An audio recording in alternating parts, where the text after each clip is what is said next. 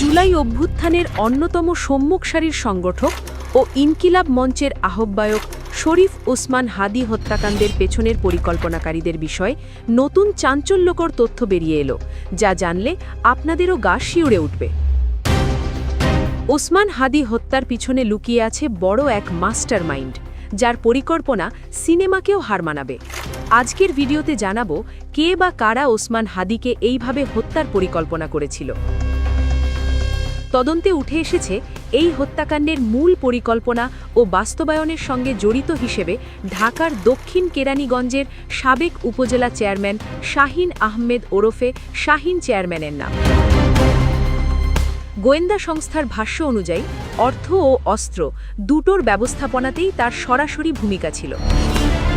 একাধিক সূত্র জানায় এই হত্যাকাণ্ডে শাহীন চেয়ারম্যান একা ছিলেন না, তার সঙ্গে ঘনিষ্ঠ যোগাযোগ ও সহযোগিতায় ছিলেন আরও কয়েকজন ব্যক্তি, যাদের মধ্যে নিষিদ্ধ ঘোষিত ছাত্রলীগের সাবেক কয়েকজন নেতার সম্পৃক্ততার প্রাথমিক তথ্য মিলেছে। এরই মধ্যে কয়েকজন সন্দেহভাজনের ওপর নজরদারি বাড়ানো হয়েছে। হাদীর ওপর হামলার পর হামলাকারীদের ঢাকা থেকে সীমান্তের দিকে পালিয়ে যেতে সহায়তা করেন গোপালগঞ্জ জেলা ছাত্রলীগের সাবেক সভাপতি আব্দুল হামিদ। এ ঘটনায় তার সংশ্লিষ্টতার অভিযোগে তাকে গ্রেপ্তারের জন্য অভিযান জোরদার করা হয়েছে। জুলাই অভ্যুত্থানে শরীফ ওসমান হাদীর সক্রিয় ভূমিকা এবং গত বছরের ৫ আগস্টের পর তার ধারাবাহিক বক্তব্য ও রাজনৈতিক অবস্থান আওয়ামী লীগকে চরমভাবে ক্ষুব্ধ করে তোলে। দলটির অভ্যন্তরীণ মূল্যায়নে হাদীকে বড় ঝুঁকি হিসেবে দেখা হচ্ছিল।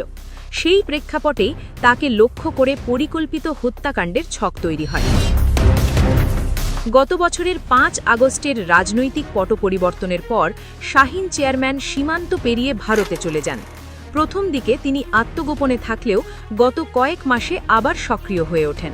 তদন্তে জানা গেছে তিনি বিভিন্ন অ্যাপ ব্যবহার করে দেশে থাকা স্লিপার সেলের সদস্যদের সঙ্গে যোগাযোগ করে পরিকল্পনা বাস্তবায়নের চেষ্টা করছিলেন। কয়েকটি হোয়াটসঅ্যাপ কল ও খুদে বার্তার সূত্র ধরে শাহীন চেয়ারম্যানের সম্পৃক্ততার প্রমাণ পাওয়া গেছে। একই সঙ্গে পলাতক ছাত্রলীগ নেতা হামিদের সঙ্গে হত্যাকারীদের যোগাযোগের তথ্যও মিলেছে। ভারতে অবস্থানরত কয়েকটি গ্রুপ থেকে অ্যাপ ভিত্তিক যোগাযোগের মাধ্যমে ঢাকায় থাকা সহযোগীদের কাজ সমন্বয় করা হচ্ছিল বলেও তদন্তে উঠে এসেছে। এদিকে হাদীর হামলাকারী ফয়সালকে নিয়ে ভয়ঙ্কর তথ্য দিলেন ফয়সালের বাবা-মা। তারা বলেন ফয়সালের সব অপকর্মের বিষয়েই জানতেন তারা। হাদীকে গুলি করার পর ফয়সাল ও তার সহযোগীকে পালাতে এবং ঘটনায় ব্যবহৃত অস্ত্র লুকাতেও তারা সহযোগিতা করেন।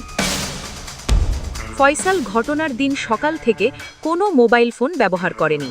সে আগের রাতেই হাদীর পরবর্তী দিনের কর্মসূচি সম্পর্কে জানত। ঘটনার দিন হাদীকে গুলি করে ফয়সাল শেরেবাংলা নগরে তার বোনের বাসায় যায়। সেখানে গিয়ে ফয়সাল ৩টি অস্ত্র তার বাবার কাছে দেয়। এরপর মোটরসাইকেলের নম্বর প্লেট পরিবর্তন করে। পরে সে বাসা থেকে বের হয়ে সিএনজি চালিত অটোরিকশায় ওঠে। তার বাবাই সব ব্যবস্থা করে দেন। ফয়সাল বের হওয়ার সময় বলেছে সে বাংলাদেশ থেকে চলে যাচ্ছে। নুসরাত জাহান, নিউজ 365, ঢাকা।